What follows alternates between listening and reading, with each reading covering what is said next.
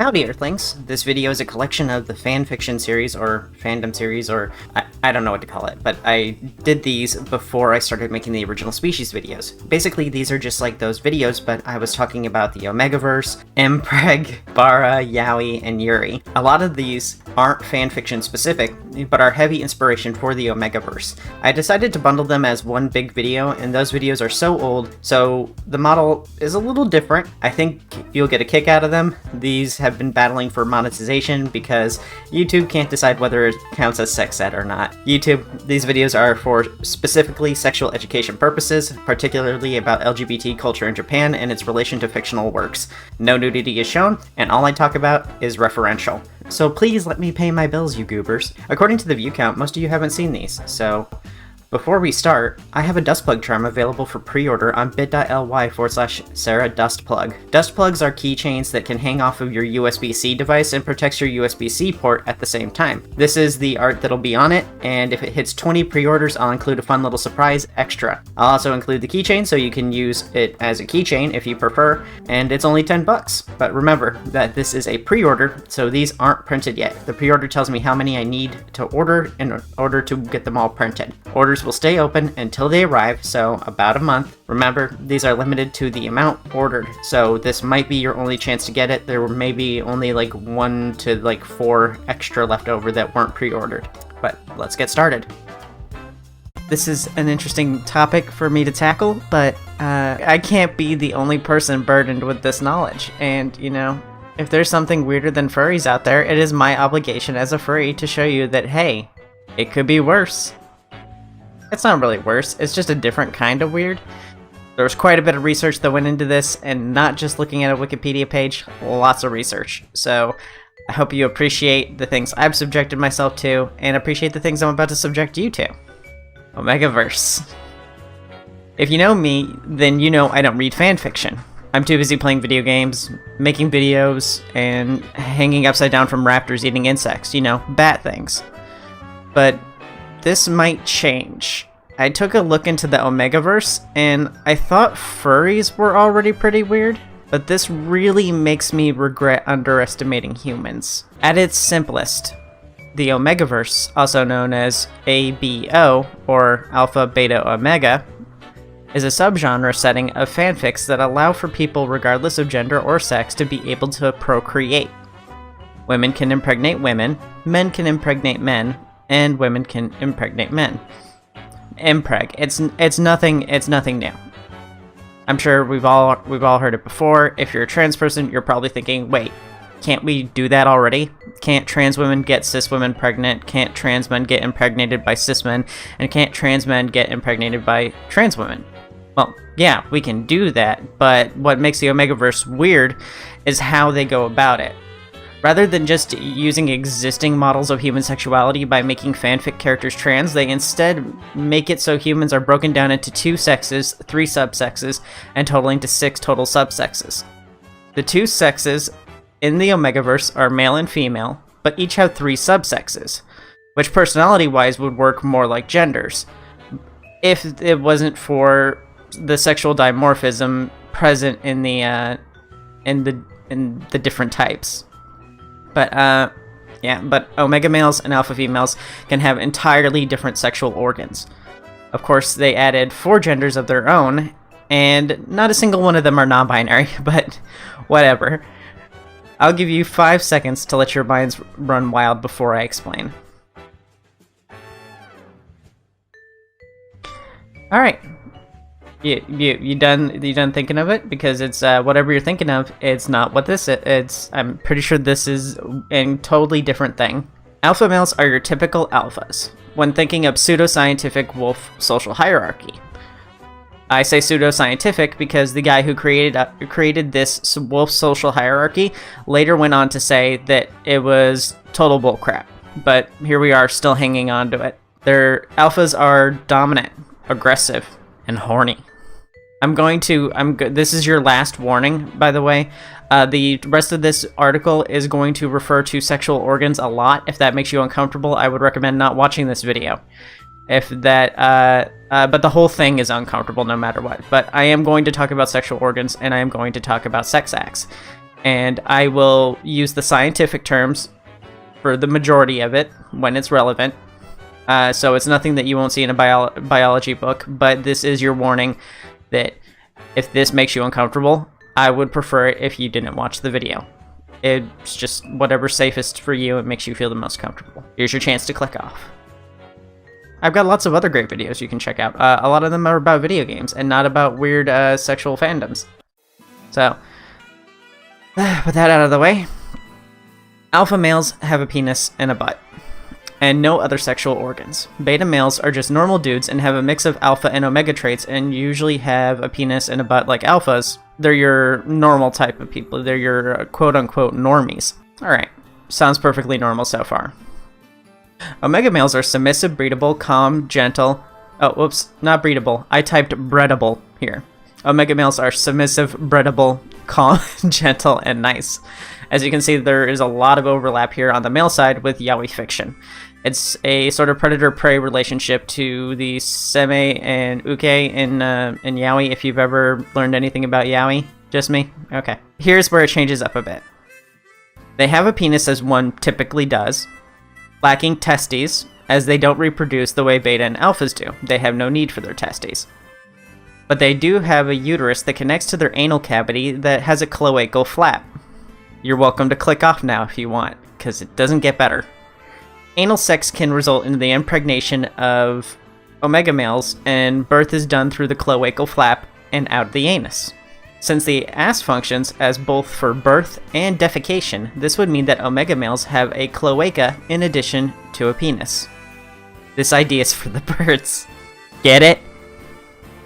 Do you get it? Because birds have cloacas, and for the birds? Yeah, okay. Anyway, alpha, beta, and omega women all follow the same social hierarchy as the alpha, beta, and omega males do, but omega women are like cis women. They have a uterus, vagina, and a butt. Beta women are also like that, but present beta traits, which is, as we discussed, a mix of alpha and omega traits.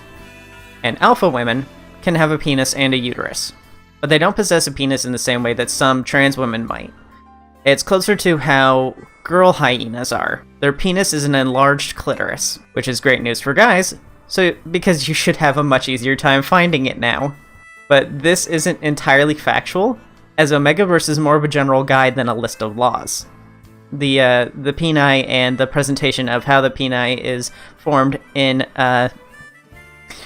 alpha females is subjective. It's up to the writer.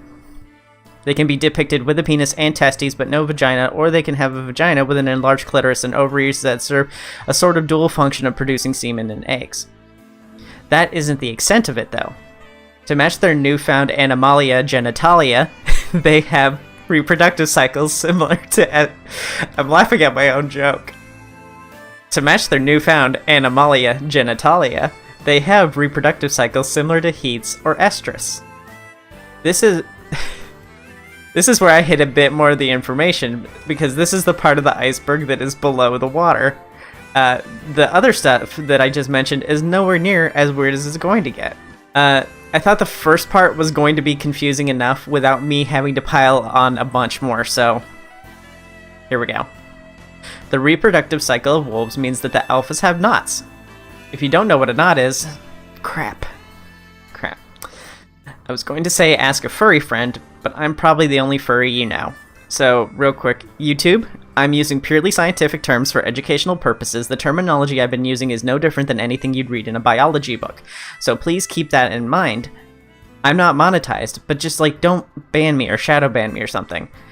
There are diagrams online, and they're very scientific. They look just like the ones in biology books. If you're curious, you can Google it. I will not be showing them here. But yeah, a knot is a bulbous or enlarged area at the base of the penis, typically found on canids. Think of a built-in butt plug at the bottom of the schlong.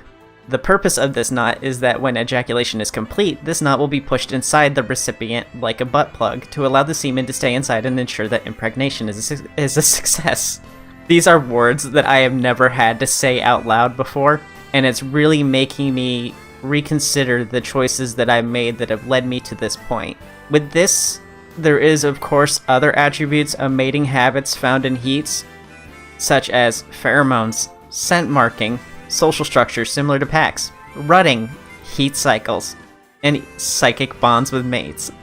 If you don't know what those are, get your notepads out, because I'm going to explain those too. Pheromones are a scent that are exuded from animals that is used to attract mates, typically as a form of muskiness. Scent marking is a territorial behavior that involves urinating on an object to mark it as your own property. Heat is like a period but for horny. Omegas will experience a heat and demand dong, sometimes expressed as "so horny it hurts." Rutting is similar, but it's observed in alphas. It's a heightened state of testosterone that encourages mating habits as well as encouraging competition between males, typically in a violent fighting sense. Think rams headbutting each other or deer, clashing their horns. Now back onto it. So who can and can't get pregnant? Alphas can impregnate omegas and betas, but only if betas are of the opposite sex. So alpha males can impregnate omega females, omega males, and beta females or alpha females if they have a uterus. They might not, because like I said, alpha females can vary. And then alpha females, if they have a penis, they can impregnate beta females, omega females, and omega males. That's the exhausted part of it. Anyway, the Omegaverse is an entirely fantasy setting, of course, but some get more fantastical than others. Many include werewolves, which makes sense with all the doggy styling ABOs do, but they can also take the social hierarchies to extremes, creating a system where omegas are at the bottom. Get it? Because all omegas are bottoms. And the alphas are at the top. In these systems, omegas are often treated similarly to how people treated women in our past, and how some still treat them today. A bit of a side note, this is a bit weirder than furries, to be honest. I think ABO fans should probably just become furries. If you're not already one, you'd probably feel very, very welcome. We like werewolves almost as much as y'all do. Omegaverse, as you might have guessed when I mentioned the similarities of it in Yaoi predator-prey relationships, also called Sameinuke, that the majority of ABO fanfics are about male-male insemination. I'm sure there are many, many pairings floating through your heads as I say this. The focus of primarily male impregnation is made all the more clear when we think about the name. It's called the Omegaverse despite the importance and presence of the pseudoscientific social hierarchy found in wolves and the role of alphas being in charge of these universes. It instead names itself off the Omegas, showing that the most important feature of this universe is the presence of male impregnation in Omegas. Now for the important question. In this universe, what am I? Am I an alpha, beta, or omega? Thankfully, there is no shortage of scientific documentation that I can use to find this out. But I'm going to do this quiz instead because it's faster. Feel free to play along at home, but before I start, I am a trans woman, so the documentation would say, according to that I am probably an alpha, but let's just let science do its work. Alright. Enter my name. Amari. That's me. What is your favorite emoji from this lineup? Zany face, flushed, expressionless, face with steam from nose, laughing while crying, face vomiting, pleading face, or upside down face. I think I use the upside down face the most because I'm a pretty sarcastic person and I've only seen that emoji used in sarcastic memes, so we'll go with that one. Are you a furry? Yes, and my persona is a werewolf, dragon, serval, mythical creature. No, I don't like anthro animals. Yes, and my persona is a dog, cat, real life animal. I think it's this one. I'm a monster fucker, teratophile. Yes, and my persona is real life animal, but with an unnatural color scheme. Okay, well, that's a... did you go to art school? I did not go to art school. Oh wait, I did not go to art school and I have some artistic ability. Which of these fanfic tropes is your least fave? Bonded, linked, soulmates, that's... Magic can be interesting. Body swap, no, because the first thing I think of with body swap is Goku and Captain Ginyu swapping bodies, and not even a little bit of that turned me on. Enemies to lovers, that's pretty good actually. People who hate each other and just hate bone, that's a pretty good one. Hurt, comfort, arranged marriage, we'll go with enemies to lovers. Which of these fanfic sex things is your least favorite? I don't know what sex pollen is, so we're just gonna go with water sports. Which of these most fits you? Any female born after 1993, can't cook, McDonald's, charge your phone, twerk, be bisexual, eat hot chip, be bisexual. Do you like podcasts? I used to run my own podcast, but I haven't done it in a really long time. I only really listen to the McElroys, that's the truth. Which is your favorite piece of Werewolf Wolf shifter media? Twilight Princess, She-Wolf by Shakira, Teen Wolf, any Goosebumps book, the companions in DLC in Skyrim, the werewolves in Harry Potter, King Lycaon. Well, I'm familiar. I know more about King Lycaon than I know about any of these other ones. We'll go with King Lycaon. If you had to taste someone else's slick, what would you hope it tastes like? I'm assuming they mean jizz? They mean jizz, right? I'm gonna assume they mean jizz. The ideal flavor, you know. Oh, it's slick. Okay. They mean lubricant. Okay. If you had to taste someone else's slick, what would you hope it tastes like? Oh, I forgot to mention this earlier when I was talking about Omegas, but Omegas also have self-lubricating assholes, so they actually don't ever need lube. There's some more fun facts for you. Artificial cherry flavoring, I hope. Yeah, I mean, it's better than, like, pretzels or cake frosting. I don't want to, you know, bite down on some puss and go like, it's too rich. I can't handle all this sugar. And if your pussy tastes like kombucha, like, something's a little funky down there. You got some stuff fermenting that you shouldn't. How often do you read fanfiction? Never. I do not read it at all. What position do you sleep in? I usually spoon or get spooned.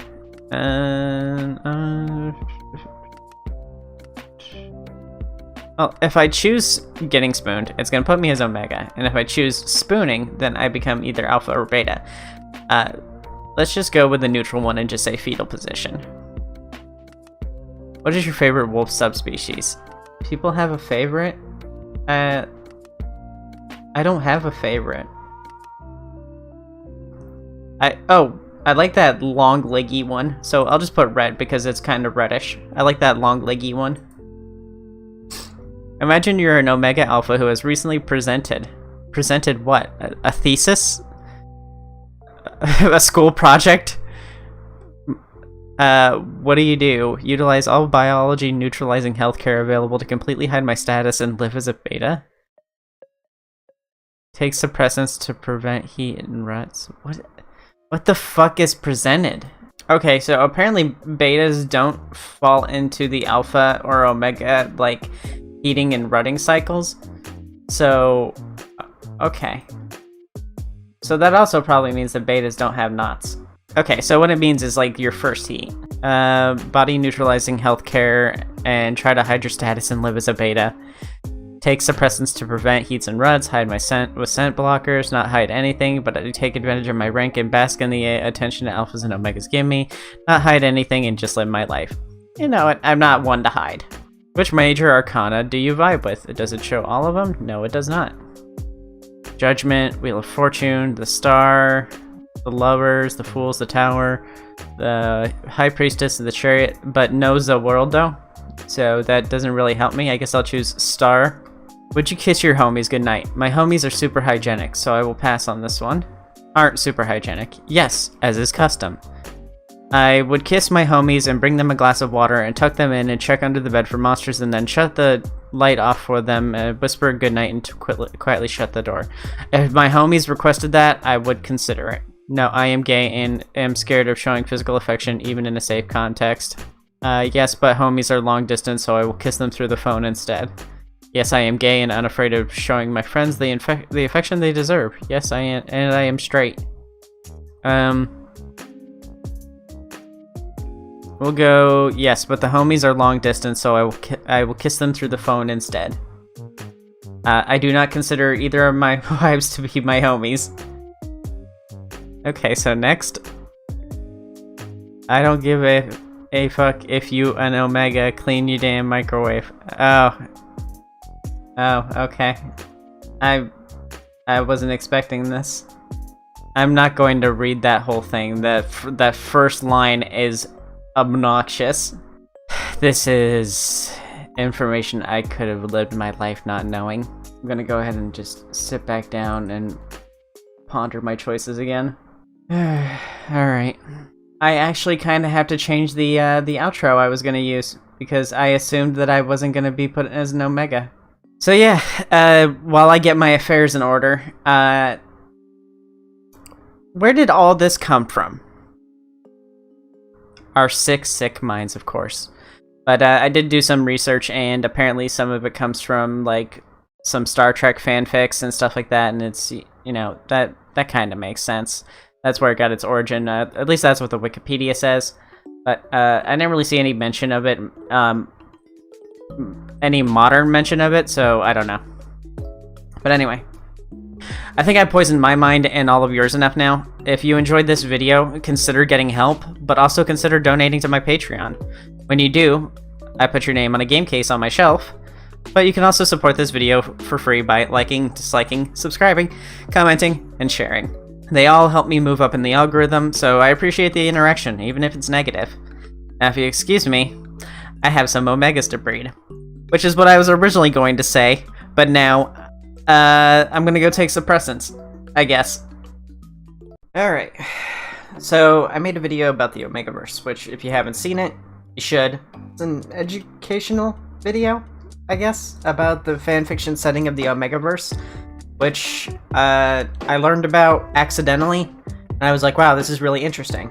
And then I realized, like, wait, I'm actually pretty knowledgeable on other facets of fanfiction, even though I don't actually personally read fanfiction, so I was like, oh, well, now I should probably cover the other stuff that's related to it. I bring this up because we're getting into another type of fanfiction and art style that is focused around gay sex, known as Bara. What is Bara? Well, to best understand it, we need to understand what makes it different, because Bara's uniqueness is the distinction in which it contrasts against others. Bara is a genre of comics, art, fanfiction, hentai, etc., that's about bros just banging one out, but it's made by gay men with gay men in mind, which just sounds like normal gay porn, right? Sort of. Bara has its origins in Japan, and in Japan they have another genre of gay storytelling called Yaoi. Yaoi is distinct from Bara because it focuses on appealing to the female crowd. I won't go into much detail because Yaoi will get its own video. It's actually next week's video. But Yaoi has a focus on softness and feminine boys being cute, but follows the traditionalist straight relationship archetype of masculine romances feminine type, also known as heteronormative relationships. Basically, if Yaoi smells like lavender and Yankee candles, Bara smells like diesel, beer, and sweat. Personally, Bara is one of my favorite genres of art. I know, I'm probably not the demographic, but I've read a lot of Bara. It has a very obvious and distinct art style that can be easily defined. Also, I just really like himbos, and there's so many himbos in Bara. There's a saying, I can't define porn, but if I saw it, I would know it. Bara is masculine men, often with bodybuilder type bodies, or chunky boys. If you're familiar with bears and bear culture, then it's that. There are even characters that fit into the Bara genre without being made explicitly for it. For example, every boss in TMNT and Rillaboom from Pokemon. If you're into furry art, you've seen Bara before, even if you didn't know it was Bara. Of course, like many genres, Bara is not explicitly explicit. Lots of Bara art is just a storytelling medium. It's an art style in itself, not just a genre of porn. Bara isn't even a style. Some people use it as an umbrella term to refer to the entirety of gay works made by gay men for gay men. But I think of it as a style, and a style that I actually like. It's cute, and it's body positive for the chunky lads out there. It promotes a healthy body image that no matter your body type, you're still attractive, and you can still be just as cute as anybody else. Also, Bara titties. Just look at them. Tell me you don't want to motorboat those little suckers. Spray some whipped cream on them bad boys and slurp it up like an almost empty milkshake. Go to town on that booby buffet. Anyway, the technical and Japanese part of it. Here's where I actually have to consult the Wikipedia. I used to read Bara when I was first getting into the furry fandom, because there was really no shortage of furry Bara, and it was 12 years ago, and it was way more easy to find Bara than it was to find furry art. At least for me. Furry art, also known as kimono art. But I'm not Japanese, and I can't tell you what it means to a Japanese person, so I'm using the Wikipedia for a bit of context for that. Being American, it's not my place to speak on behalf of Japanese people. Bara in Japan means rose, which they use as a derogatory term meaning pansy. But look at this guy. I would never dare call him pansy. Just look at him. He'd fuck you and then fuck you up. But I actually like this term. It of course doesn't carry the same weight here in the West as it does there. Eventually this word was no longer used to refer to gay people, but forums later adopted the word Bara and used the word Bara to refer to gay boards in forums. Later it got picked up by Western users who thought this was the correct term. This was in the 90s, and just 10 years later it was adopted as the preferred word for Japanese and non-Japanese art in this style of masculine men. Of course, there are many who disagree with the use of the word in Japan, especially since it wasn't Japanese people who brought the word back into common use, but by Westerners who didn't understand the word and the history the word carried. Similar to how gay groups feel about the word queer. While queer was never actually a slur, at least not to me, it doesn't feel like it was ever a slur, and didn't need to be reclaimed. Many feel uncomfortable with its use because it's a word that's often used by our oppressors. Personally, I was called queer way more often than any actual slur, simply because the teachers wouldn't let you say slurs, of course. So, the other kids called me queer a lot. So I can understand the weight behind it personally. It is a source of pain for that word to be used against me, but I also find it liberating to use this word, as it's me taking the power back that was taken from me. It puts me back in control of my own identity. Some hate Bara, some like it. And some just accept it as a term because it's so widespread that changing it now would take way too much work, and it's much easier to find works using this name than it would be to use any other word. I won't be getting into the history as it's quite lengthy, and this is just supposed to educate you on what it is. If you're interested in the history of the genre, you should watch this video by the Lingua Manga podcast. It's a comprehensive history of Bara as a genre. The link to that video is in the description. He goes into much more details about everything, whereas this video is more of a primer. This video also has recommendations and talks about furry-specific stuff a lot more. So, we discussed the etymology and the basic concept, but we have yet to talk about the themes. Since Bara is treated as an umbrella and a generalized style, that means there are sub-themes and concepts. Like, you may have a preferred body type, but you have kinks outside of that too. The subtypes of Bara men are divided by body type: gachiri, meaning muscle; gachimuchi, which means muscle gut; and gachidebu, which is muscle gut, but more on the chunky side, and debu means fat. As for the themes, I have to give a bit of a warning. Some Bara gets into darker themes. There are your boy meets boy romance stories, but there's also your hardcore BDSM, mind control, and non-con, as well as differences in age and power dynamics such as social status. It's not uncommon for an older male to use younger men for pleasure, but with any theme, there are always people trying to subvert the genre and its norms like small top, big bottom. There is also the weird inclusion of fudanshi, which are male yaoi fans. But makes sense. Sometimes you need to snack on some light snack of yaoi before you chow down on the Bara booby buffet. Yaoi is the gateway drug to Bara, I suppose. If you're more the traditional type and you're into predator-prey relationships, there's of course that, especially in furry Bara or kimono Bara, but there is also the heteronormative themes that I was talking about with yaoi, where despite both men being ripped and masculine, the bottom will be depicted as cute, soft, feminine, and flowery. It kind of sucks because they have the opportunity to break the mold and show how being gay means not sticking to societal norms, but whatever. Some people have a kink for mask top, femme bottom, but in a sense, they are breaking that mold, because men with these body types are rarely associated with any form of femininity. Again, calling back to the body positivity I previously mentioned. Well, that's it for your primer on Bara. So you're probably wondering if I have any recommendations on where to start, and I really don't. You could probably just go anywhere and search Kimono Bara and find some stuff, but make sure you check out the tags first if you don't want to see darker themes. Also, yeah, happy Pride Month! I'll see y'all later. I have to go eat a sundae off of Daddy's chest now. Have a good night, and stay batty. Today I'm teaching you all about probably the most world-famous genre of art, hentai, stories, and fanfiction. Protect your cheeks, because I'm coming at you with the paddle. Yaoi. What is yaoi? Yaoi is a genre of media, primarily Japanese media, about male-male couples. The primary distinction between this and standard gay media, as discussed in the Bara video, is that yaoi is written primarily by female authors and the mangaka to appeal to primarily female demographics. This female demographic is referred to as fujoshi, a derogatory term meaning spoiled woman or rotten girl.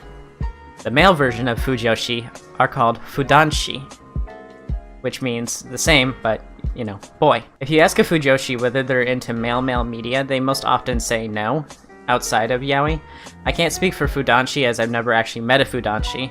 Fujoshi are usually only interested in these yaoi depictions. There are no shortage of factors as to why this may be. Maybe because this genre caters so heavily to them that nothing else really hits the same. It might also be why some prefer hentai to real sex or furry art to real sex. Sometimes the artistic depictions are better than real life. Real life is gross. There's too much meat, too much sweat, weird sounds, and porn has this artificial perfection to it. But that's just a theory. Anyway, terms like fujoshi and fudanshi have parallels for Yuri, which I'll probably end up making a video on too. I definitely did. I already wrote it. I wrote like 3 scripts today. I know I don't have to make these, but I know someone will ask eventually, so it's better to just get them out of the way now. And besides, you know, keeps me booked for a few months.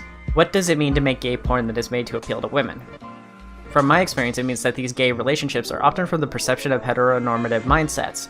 It's the presence of the male-female style relationships that even in the case that both participants are male, one plays the role of the masculine male, and one plays the feminine female-like male.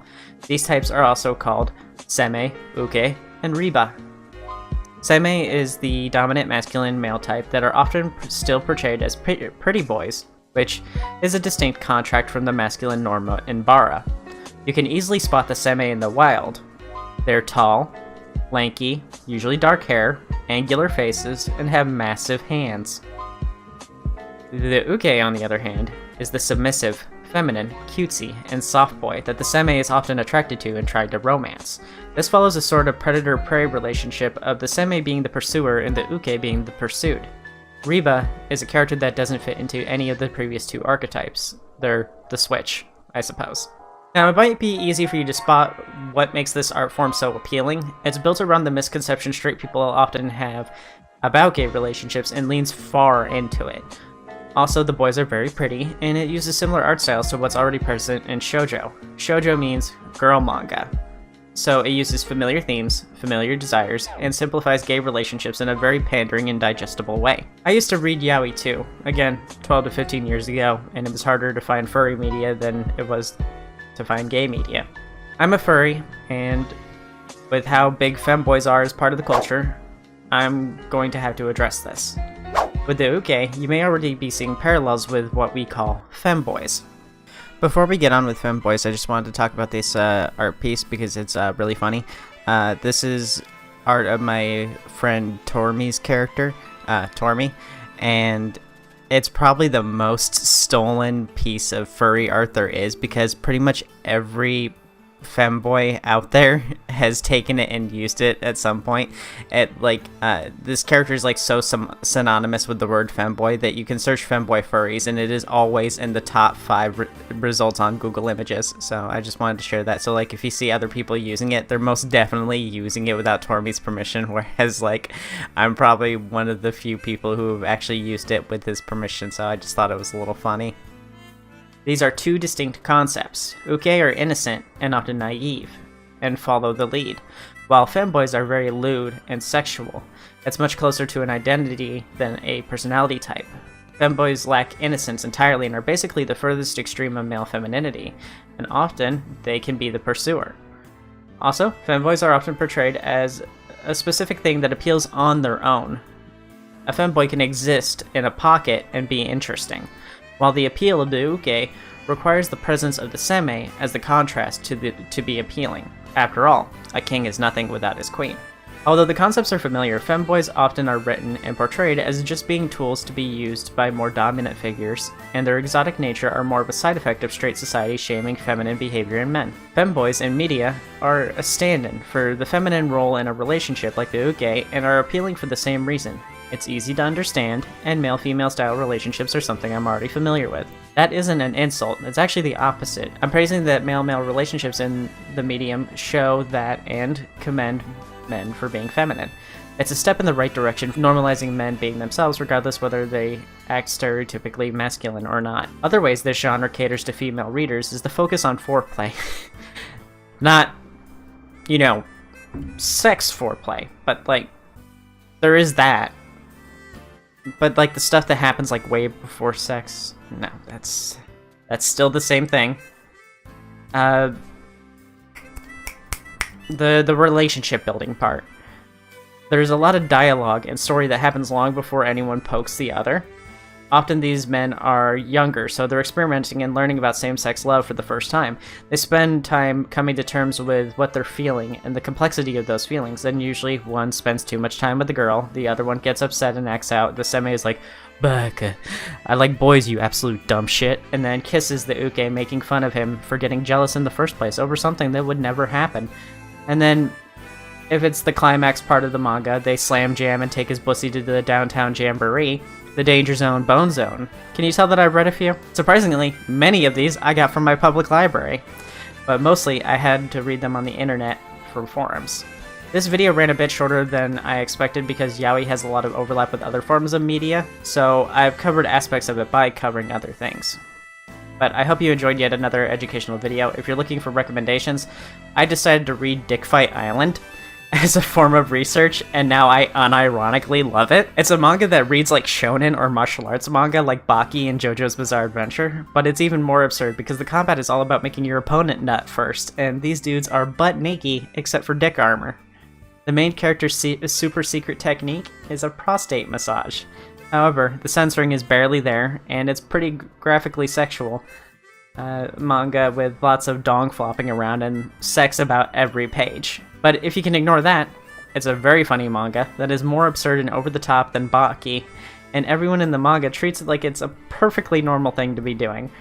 However, I wouldn't call it yaoi, but I wouldn't call it Bara either.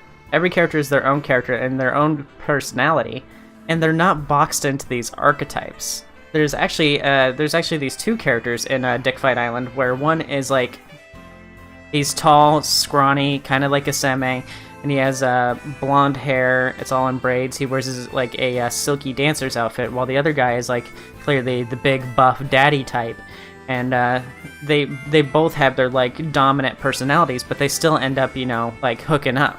So it breaks those norms, and that's what makes Dick Fight Island kind of interesting, is that it has the opportunity to break away from these norms by being in a fantasy setting, and it takes that opportunity every chance it gets. So it's a recommended read, but there is a lot of sex in it.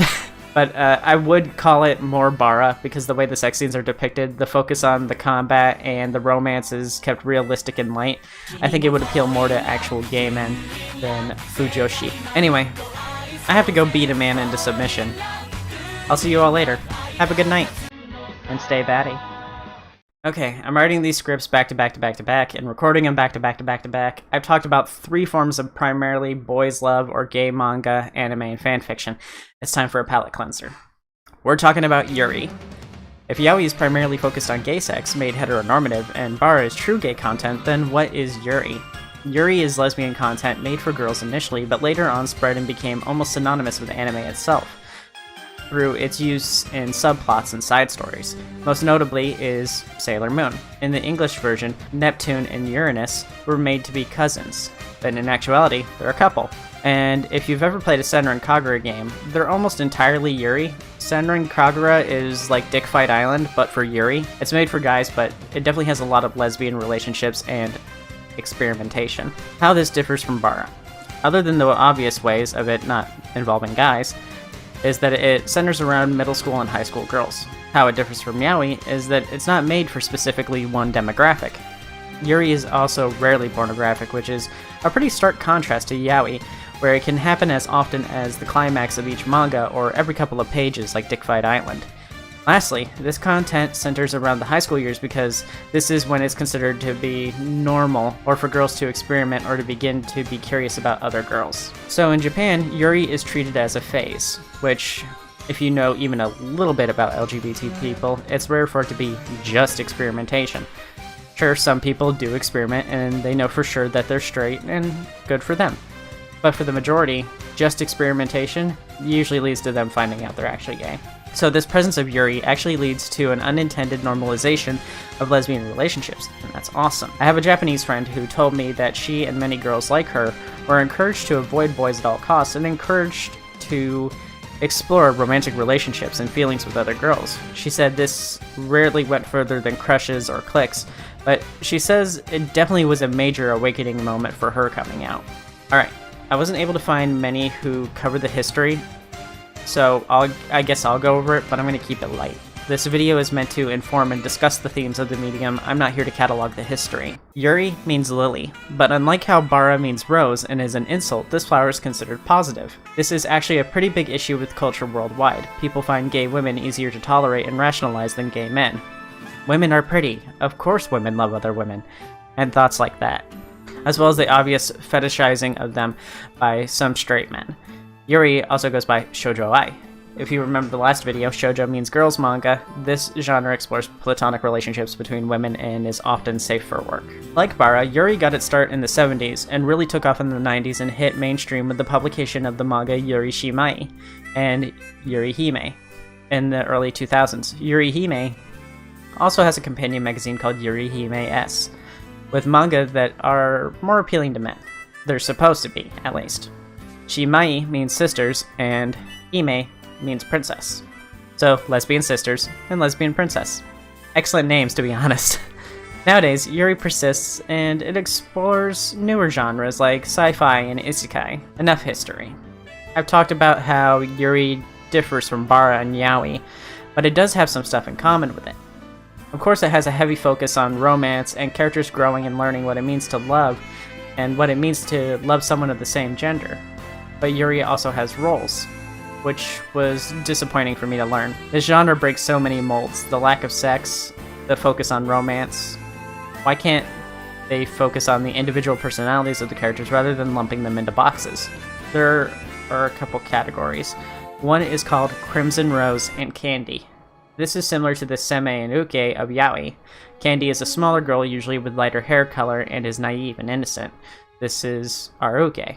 They have a strong admiration for their Rose, who is tall with darker hair color, and is usually pretty serious. Rose sounds a lot like a Seme. Throughout the story, these two archetypes will bond over shared interests. It's innocent at first, but suddenly rumors are spreading. The rumors and eventually blackmail get out of hand and they can't ignore it any longer. They both see it. Neither of them are able to just be friendly and play around. They're in love, and they see that now. But the rumors and blackmail are getting to be too much, so Rose sacrifices herself to keep Candy safe. This genre is relatively unpopular now because, as LGBT people, we see a lot of unhappy endings and pain, and sometimes we just want to see it turn out well for someone, to give us hope that our own endings will be happy ones. The other types are Tachi and Nico. Tachi means top, and Nico means cat, but also the submissive partner. It's easy to confuse these with Seme and Uke or butch and femme lesbians, but the relationships in Yuri don't strictly adhere to these rules like they do in Yaoi. They're more like extroverted versus introverted personalities. So if Yuri doesn't have a target demographic, what are the readers of Yuri like? According to the magazines, it's not like they expected. In the case of Yuri Hime, they found out that their Yuri Hime S magazine, which was targeted towards men, only had a 60% male audience, compared to their original magazine, which was targeting women and had a 70% female audience. That's just the magazine though. There was a formalized study that revealed the audience of Yuri fans was much closer to 50-50, 52% female and 46% male, and the rest identified as neither. When comparing sexualities, 55% were straight men and women, and the rest were gay men, gay women, and bi. So Yuri's for everybody. So head to your nearest Barnes & Noble and pick yourself up some mainstream lesbian fiction. I'll see you all later. I have to go hold hands with a girl for 5 books before I get to touch a boob. Have a good night. And stay batty. Thanks for watching. If you like these videos, consider checking out my many other fandom videos, mostly furry related, but consider becoming a supporter too. People on my Patreon, members, supers, and merch buyers all keep these videos coming, so thanks to people like Taito Phoenix, Aspirant Artist, Paper, Fake Penguin, Momentary Unicorn, Aurora the Puppy Moth, Sly, Nat, Marius Yini, Worm Syrup, Rask, Ver, Bee, Bait, Sly Again, Colorado Blue, Linky, Baxter Bunny, TG Dante, Fasoku, Linky Again, Splackjack, and Malding Brick. Alright, I'll see you all later. I have to go take my heat suppressants.